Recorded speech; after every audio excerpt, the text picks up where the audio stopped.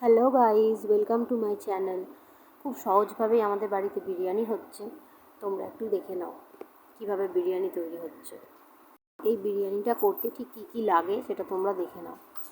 ঘি লাগছে, মিঠা, আতর, বিরিয়ানি মশলা, নুন, এইগুলো দিয়ে আজকে বিরিয়ানিটা হচ্ছে আমাদের রাতের ডিনার, তাই হালকাভাবে হচ্ছে বিরিয়ানিটা। দেখে নাও তোমরা।